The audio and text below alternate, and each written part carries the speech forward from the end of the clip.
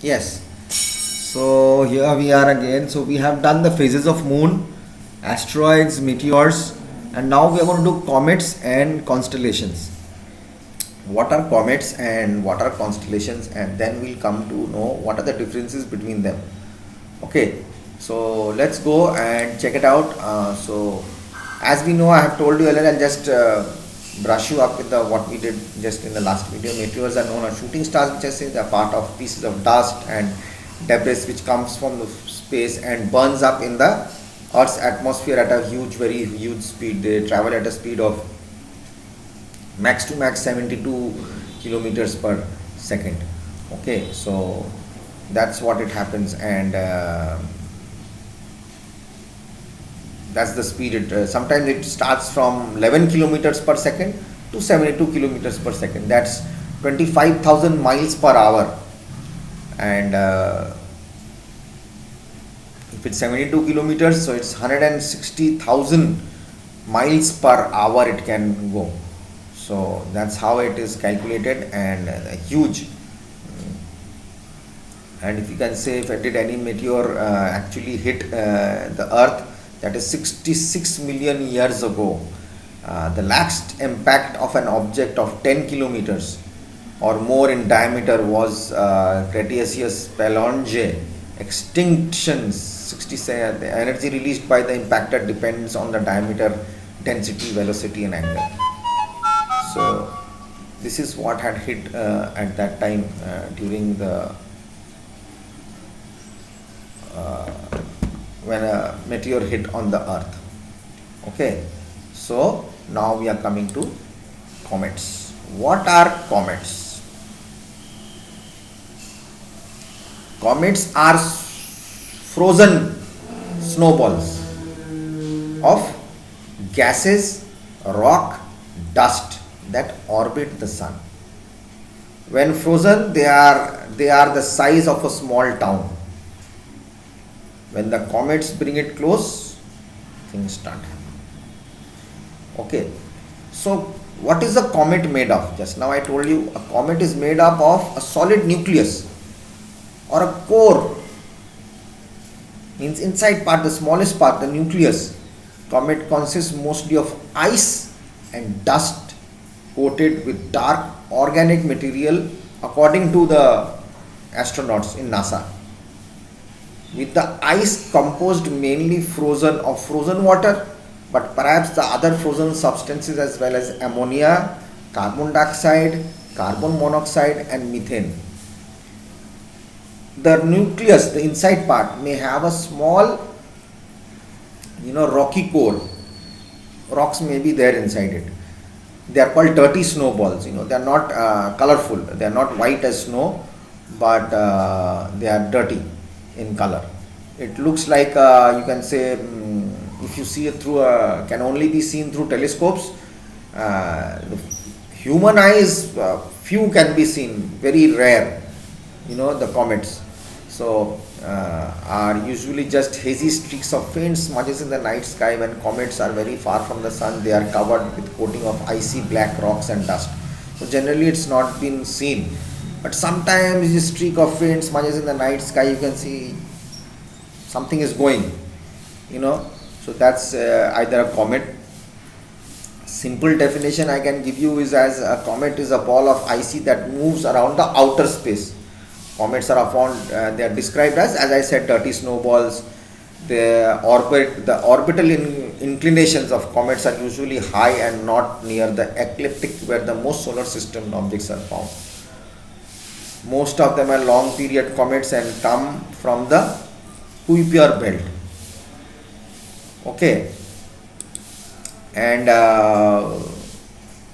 they are very far away from the sun, in the distant reaches of the solar system. They primarily originate from the two regions, the Kuiper belt or the Oort cloud.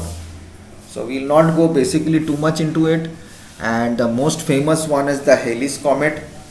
There are two type of comets. The categories are: a short period takes 200 years and a long period comet takes 200 years with some a short period comet takes less than 200, and a long period comet takes more than 200 years to orbit the sun, you know. So the interesting fact about the comets orbiting the elliptical path, just like other planets, they go around. The path of the comet is like any other planet. It has four components: a nucleus, a coma, a dust tail, and an ion tail. The nucleus of the comet contains the vast majority of its total mass. Okay, like the examples what I can give is the Halley's comet, which is the most famous comet of all, you know, and they are named also in a different way after the discover. For example, Shoemaker Levy 9 got its name because it was the ninth short period comet discovered by Eugene and Caroline Shoemaker. So they named it, and David Levy. So they named it after him. So Halley also comet was the most comet in Halley's comet. It was last seen in 1986. It will appear again 76 years. That is in 2062. You guys might see it, and that's what it is being seen, and that's how it is found. Okay, so they follow the orbit around the sun, and that's how it happens. Okay, so we are done with asteroids, meteors, comets, phases of moon. Now we'll go to constellations. Constellations, as I said, they are stars in the sky which they don't change their positions, but they are in various designs. You can see them in the sky sometimes. The North Star, the North Pole stars is already generally, it's like a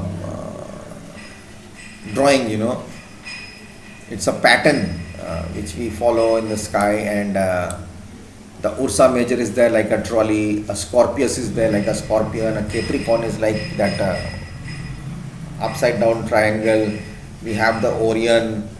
You know, many constellations are there in the sky, but it's very difficult to understand them. There's one, it's an area on the celestial sphere. The sky, that's the celestial part, you know. So it's a huge place. Group of visible stars form a perceived outline or pattern. In the sky, suddenly there is sky with designs, and there are stars fitted in their own places, and they look like a design. Okay, the Ursa Major, or what we say, the Ursa Major, which is there, it's like a trolley. Okay, it's like a trolley, you know. It's got one handle like this, and it comes down, and one trolley is there at the front. You can push that trolley. So you'll see in the sky every day. You'll see the Ursa Major. It's not a problem. Ursa Major you can see every day. You go up to the terrace. If it's a clean sky, you just look upwards. You'll see a trolley box type thing. It's got a straight handle like this and straight like that. You know. You must be seeing it, the picture in Ursa Major in your book.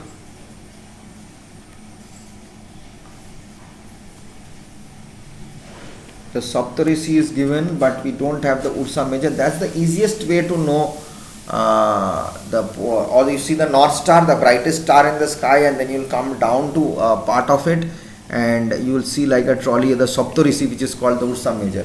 See, it's like a trolley thing, which is here the Saptarishi. I never knew that they call it the Saptarishi like that. I don't know the Hindi part of it. So these are group of visible stars form a perceived outline or design. So this is called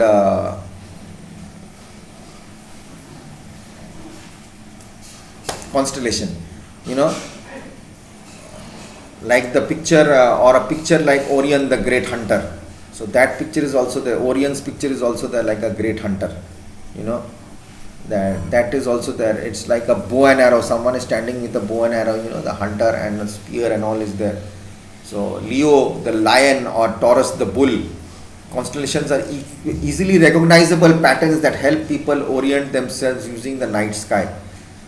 There are 88 official constellations which we have to look and see. You know, astrologers know the designs more better than us, and they will come to know about it. And you must look into the sky. You know, go to Google and find out the constellation pictures and see. And in the night sky, look up and try to put a bed on your terrace, lie quietly and look up into the sky and try to find out I see the Ursa Major normally, and the Orion is visible. The North Pole is always, the North Star is always visible in the night, the most highest brightening star. So, which when you look at it, that side is the north. Wherever you look at the star, from wherever you're standing, you look at the star, that side is the north. Okay. So, it's like that. So, rest will, the chapter is done. You will do A, B, and C, and D. E, F, G is my job. Okay, E, F, G I'll do. So don't worry. See you soon, and take care of yourselves, and we'll meet in the next class. Do whatever you want after you do whatever you want after your studies, and respect your parents and love them as much as you can. Bye bye.